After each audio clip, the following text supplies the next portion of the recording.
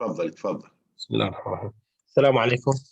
صباح الخير أساتذة الأفاضل زملاء.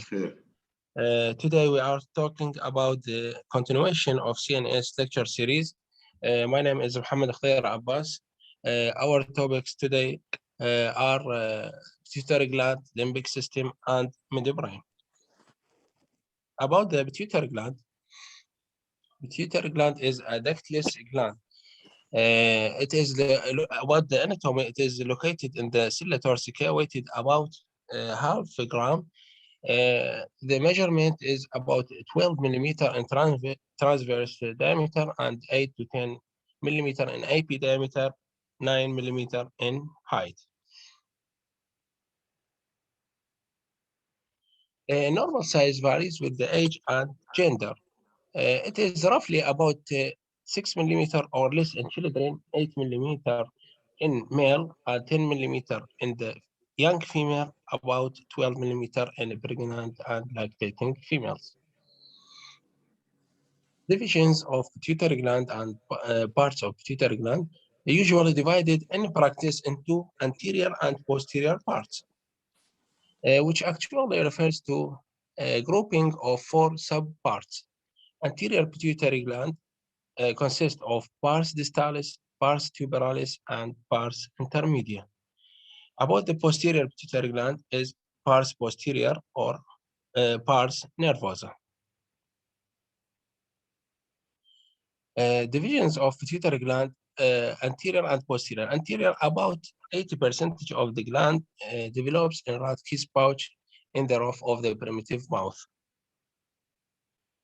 At the posterior, about 20% of the gland include the pars posterior or pars nervosa. Infundibular stalk connect the posterior pituitary gland to the hypothalamus by the way of the median eminence of the tubular cinereum. This diagram showing the parts of pituitary gland and its anatomical location. This is the anterior part, pars tuberalis, pars intermedia, and pars distalis. And the posterior pituitary gland, this is posterior, connected to the hypothalamus by the infundibulum. This is the cilia thoracica. So now, this is the hormones that secreted and affected by pituitary glands. Cilia thoracica, it is a superior saddle shape formation on the intracranial aspect of the body of the sphenoid bone. This is the cilia thoracica. About relations of the gland. In the above, the diaphragm cilia, above this supracillar system with optic chiasm and circle of folds. Below of the pituitary gland, the body of the sphenoid and sphenoid air sinuses. Laterally is cavernous sinus and its contents. This diagram shows the relations to the pituitary gland. This is the sphenoid air sinuses. Laterally, cavernous sinus and its contents. And the above the optic chiasm, diaphragm cilia and optic nerve and optic chiasm. And this is part of the circle of folds.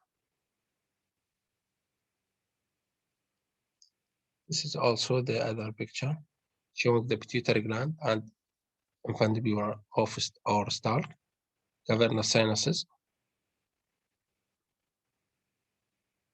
Now, about the blood supply of the pituitary gland. Anterior pituitary gland is supported or supplied by the superior hypophyseal artery, and posterior pituitary gland is superior hypophyseal artery, infundibular artery, and inferior hypophyseal artery.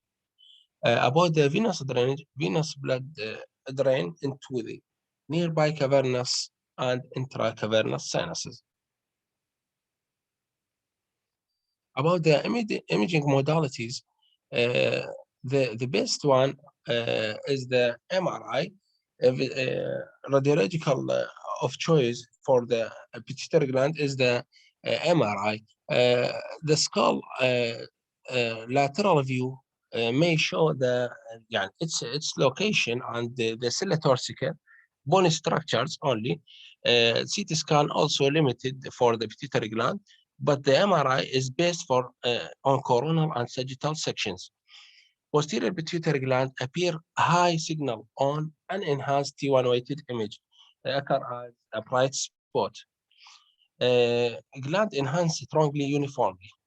This is the lateral view of skull X-ray showing the sella torsica. This is the sella torsica.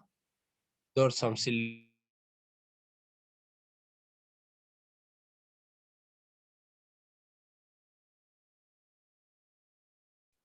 cross section of the CT scan, native and enhanced. This is native, showing the cellular and supracellular regions. This is infundibulum of pituitary gland.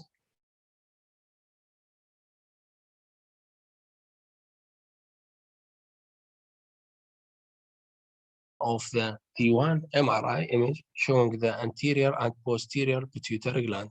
Here, the posterior occur as a bright spot. This is also this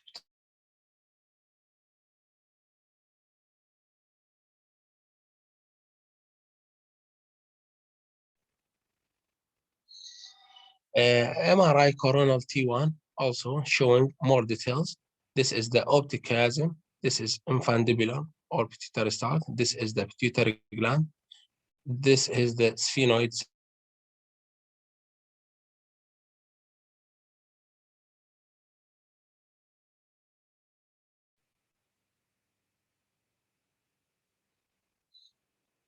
There is there are few variants of the pituitary gland. One of this is the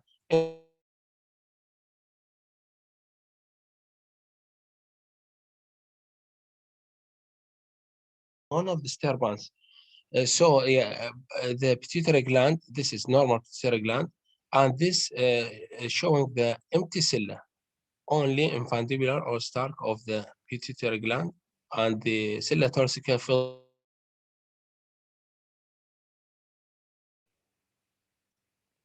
This is a picture of MRI, coronal and sagittal section showing the empty cella.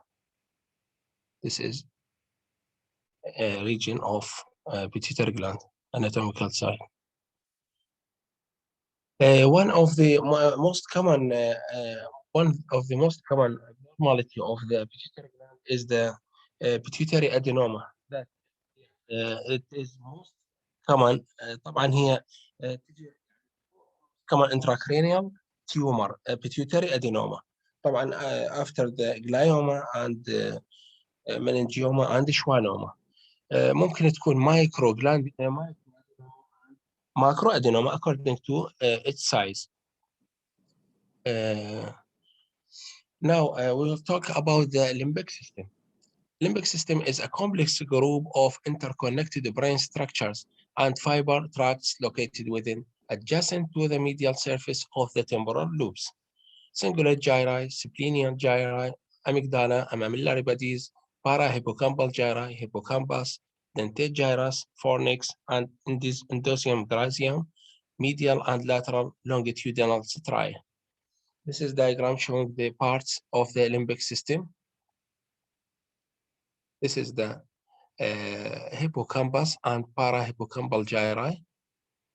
This is the cingulate gyrus, this green structure. This is corpus callosum. This is the mammillary bodies, body of the fornix. This is the body of the fornix. Amygdaloid body. Here also, this cingulate gyrus, hippocampus, and parahippocampal gyrus. The cingulate gyrus is a prominent gyrus located on the medial border of each cerebral hemisphere, just superior to the corpus callosum. Amygdala is almoid-shaped mass of gray matter located deep with the parahippocampal gyrus. Olfactory tracts run underneath the frontal lobes and connects to the amygdala to bring information on the sense of smell to the limbic system. Mammillary bodies are two small rounded bodies in the floor of the posterior hypothalamus, responsible for memory and motivation. Now, about the hippocampus. Hippocampus is a curved shape, resembles a seahorse. It is curved elevation in the floor of the inferior horn of the lateral ventricle. It consists of enlarged anterior end, has appearance of bow. It's called the base hippocampi and the alveus, which which is a fine covering of the white matter.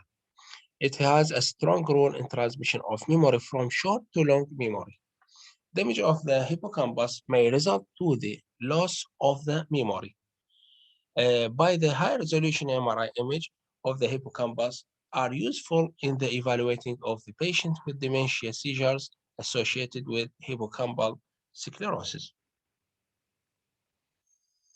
This diagram showing the parts of the limbic system. This is the hippocampus, class of fornix, body of the fornix.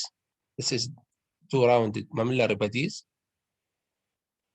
Here the cingulate gyrus, corpus callosum. This is the thalamus, and this is the hippocampus and amygdala. This is also a pes hippocampus. This is a pes hippocampus. Hippocampus, and this is the dentate gyrus. This is the body of the fornix.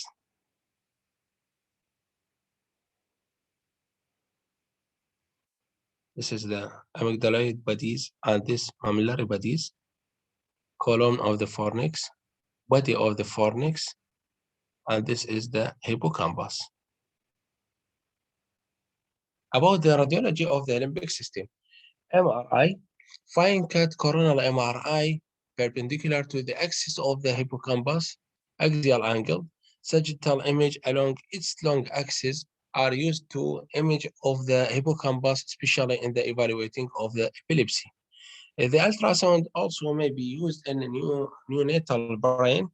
The cingulate gyrus can be identified surrounding the corpus callosum. This is absent in the corpus callosum is if absent. The body of the fornix can be seen below the septum pellucidum on midline sagittal image.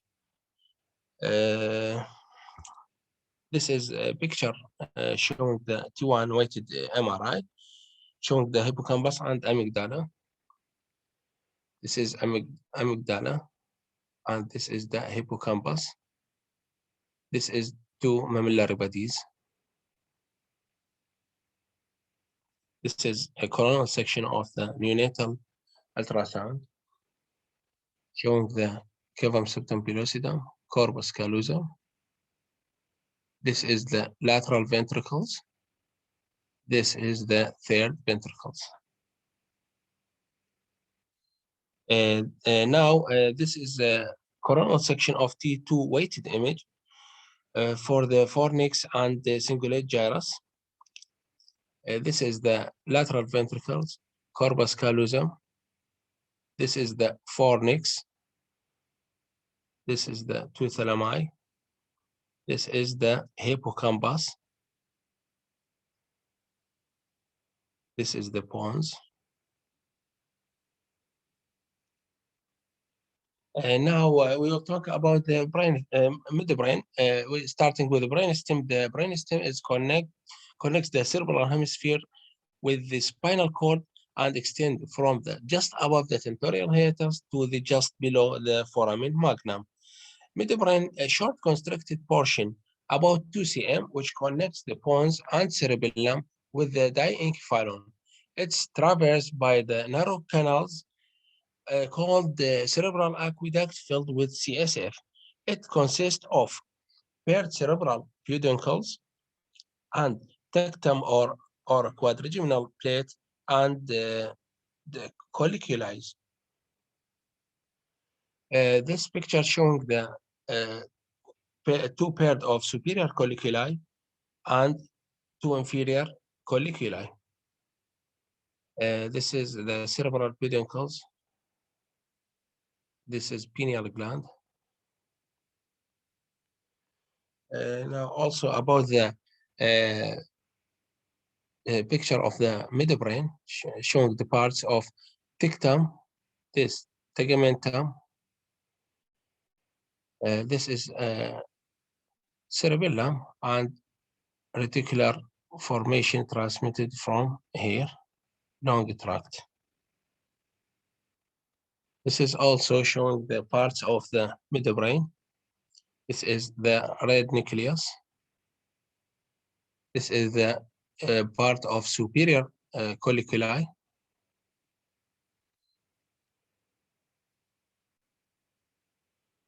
Each superior colliculi is joined by the superior brachium to the lateral geniculate body of the optic tracts. Each inferior colliculi is joined by inferior brachium to the medial geniculate body of the auditory system. About the cranial nerves, third and fourth, oculomotor and trochlear cranial nerves, blood supply central branch of the superior cerebellar artery and posterior mesencephalic veins curve around each side of the midbrain toward the great of cerebral veins. Radiological image. At the axial CT and the MRI, the midbrain seen at the level of the circle of folds. The corona can be identified anteriorly and the colliculi posteriorly. It is not always possible to identify the cerebral aqueduct. On contrast, enhanced CT scan, the posterior cerebral arteries or the posterior mesencephalic veins may be seen passing around the midbrain. Ferritin deposition in the substantia nigra and radionuclei may lead to the lower signal intensity here than in the remainder of the crus cerebri on T1 and T2 weighted MRI image. This picture showing the two pairs of superior colliculi and inferior colliculi. This is the third ventricle. This is the trochlear nerve. This is a pineal gland. This is the optic chiasm. This is the mammillary bodies, optic nerve. This is the infundibular part of the infundibular of pituitary gland. The other parts of the brainstem, pons, and medulla oblongata.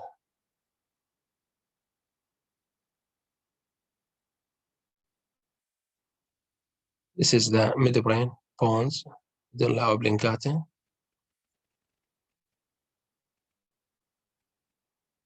Now,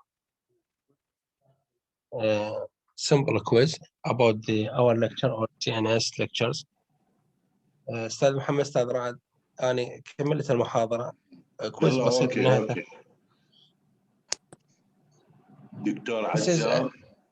This is a sagittal T1 image.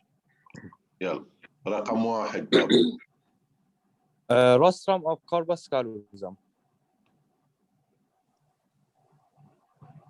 اوكي دكتورة تمارا.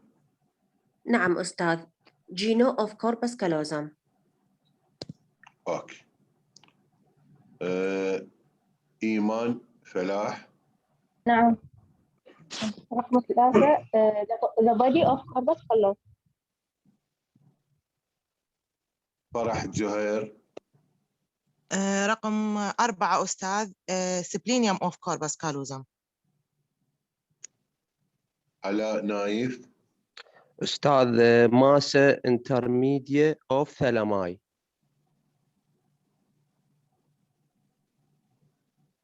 دكتورة إيمان حمدي. عماد حمدي العفو. أستاذ مدبرين رقم 6. مدبرين رقم 6. عندنا بعد بكر موفق.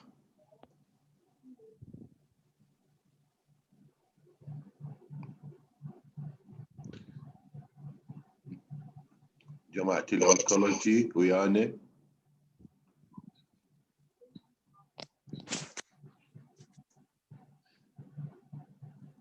اي نعم استاذ موجودين.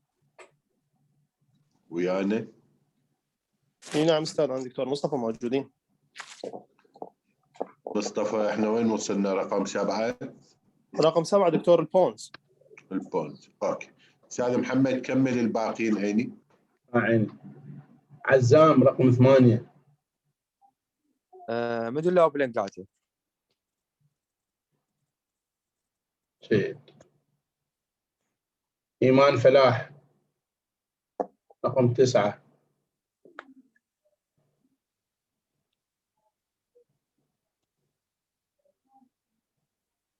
إيمان ويانا؟ احنا سألناها الإيمان. سألتها يلا. أميد. أميد.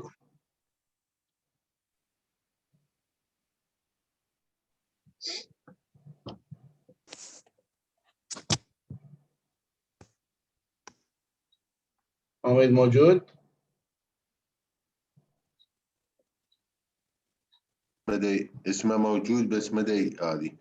صوته مدري عنده مشكلة بالمايك. سماء عطية. اي نعم استاذ. رقم 9. quadrigeminal plate of midbrain. نعم quadrigeminal plate of midbrain. زين. تيبين.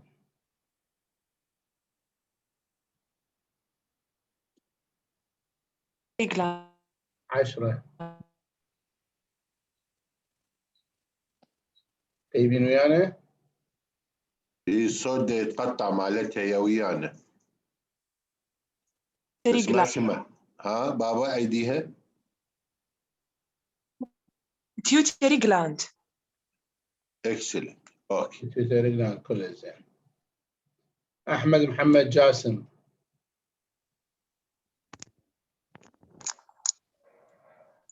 رقم 11. دكتور محمد انت اشر على الرقم. دكتور محمد خضر. اشر على الرقم حتى حتى ما يبقى. احمد محمد ويانا؟ اي نعم استاذ. بارت اوف تيلتر. رقم 11 كلايفس. كلايفس عفوا. زين. حسين عبد الكريم رقم 12. cerebellum or vermis of the cerebellum. cerebellar vermis. جيد. ربا رقم 13.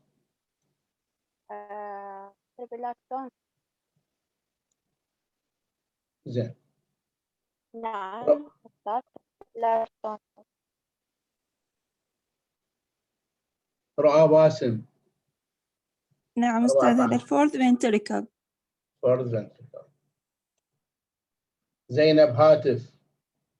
نعم أستاذ. رقم 15 سيسترنا ماجنا. سيسترنا ماجنا. خوش. شيماء مجيد. أستاذ 16 quadrigeminal system. 17 مروان. تنتوريوم سيربيلي. نعم. عندنا بعد منه بعد واحد. هديل كريم 18. سنجوريتا جايرس. اي عمو سنجوريتا جايرس. هاي سنجوريت. اوكي عايشة تيدش. ايدك عمو. شكرا جزيلا.